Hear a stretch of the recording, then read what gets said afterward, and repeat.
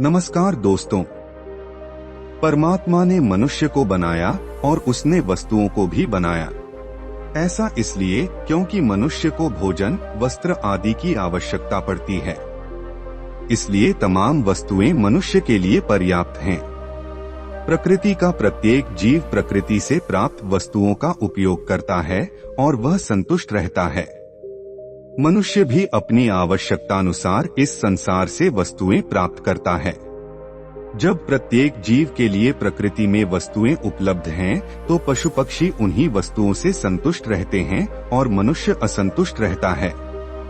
इसका कारण एक ही है कि पशु पक्षियों को संग्रह की चिंता नहीं होती, वह कल की चिंता नहीं करते, केवल वर्तमान में जीते हैं। उन्हें पता है कि कल होता ही नहीं। भविष्य के लिए संग्रह ही दुख का कारण है। अगर पशु पक्षी की तरह मनुष्य भी वर्तमान में जीने लगे तो वह भी दुखी नहीं होगा।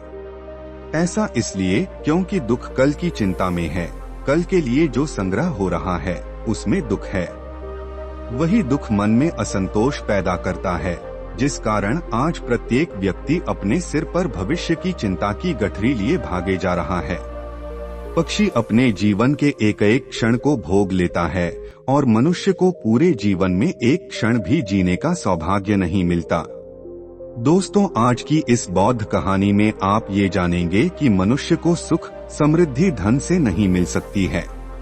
अगर मनुष्य को अपने जीवन में संतुष्टि चाहिए तो उसे सच्चे धन के मार्ग पर चलने का प्रयास करना चाहिए। तो आखिर वह सच्चा धन का मार्ग कौन सा है? आइए समझते हैं इस कहानी के माध्यम से। तो इससे पहले कि हम कहानी शुरू करें, अगर आपने हमारे चैनल को सब्सक्राइब नहीं किया है तो सब्सक्राइब जरूर कर लें। और दोस्तों, एक बहुत जरूरी बात, इस कहानी को पूरा अंत तक सुनें, क्योंकि आधा अधूरा ज्ञान विष के समान होता है। कहानी को बीच में अधूरा ना छोड़े। तो चलिए दोस्तों, बिना किसी देरी के कहानी शुरू करते हैं। एक समय की बात है, एक छोटे से गांव में एक बौद्ध भिक्षु रहते थे। वह भिक्षु गांव के लोगों के बीच बहुत प्रसिद्ध थे, क्योंकि उनके पास सबके लिए हमेशा कुछ नया और महत्वपूर्ण बातें होती थीं। उनके प्रवचन सभा में सभी लोग बड़े प्यार से सुनते थे और उनके उपदेशों से प्रेरित होते थे। एक दिन एक विद्यार्थी ने उन बौद्ध भिक्षु के पास जाकर पूछा, गुरुजी, आप बार बार इतनी संपदा और धन के बिना खुश और संतुष्ट कैसे रह सकते हैं? उस विद्यार्थी की ये बात सुनकर गुरुजी मुस्कुराए और उसे समझाने के लिए एक कहानी सुनाने लगे। एक समय की बात है, एक धनी व्यापारी था जो खुद को सबसे अधिक धनवान मानता था। उसके पास बहुत संपत्ति थी और वह धन के लोभ में इतना डूब चुका था कि अपनी मालकिनारे को नहीं देख पा रहा था। वह चाहता था कि धन के जरिए वह अपनी खामियों को छिपा सके और सबसे ऊपर उठ जाए। एक दिन वह एक साधु बाबा के पास गया और उससे अपने धन के बारे में शिकायत की। साधु बाबा ने उसे ध्यान से सुना और फिर एक उपदेश दिया। साधु बाबा ने कहा, बेटा, तुम्हारी आंखों को बंद करके एक चीज समझने की कोशिश करो और जब तुम्हारे पास सब कुछ अदृश्य हो जाए तो तुम्हें एक नई दृष्टि से सब कुछ दिखने लगेगा। धनी व्यापारी ने उसे अनुसरण किया और अपनी आंखें बंद कर ली। जैसे ही उसने अपनी आंखें बंद की, उसे एक अद्भुत अनुभव हुआ। उसे वहां आसपास के सभी वस्तुएं अदृश्य नजर आने लगीं, लेकिन उसके पास आत्म शांति नहीं थी। उसे यह अनुभव हुआ कि धन से संतुष्टि नहीं मिलती।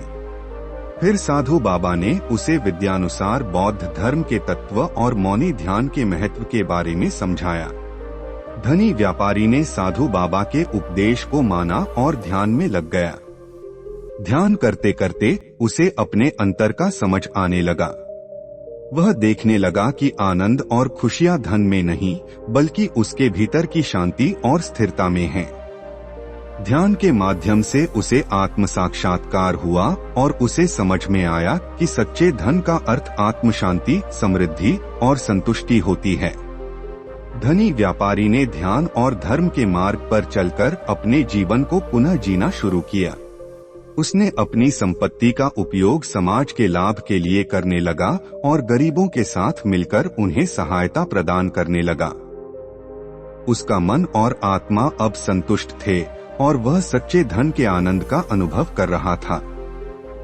इस कहानी से हमें यह सीख मिलती है कि असली धन संपत्ति नहीं, बल्कि आत्मसंवेदना, दया और साधुता में होती है।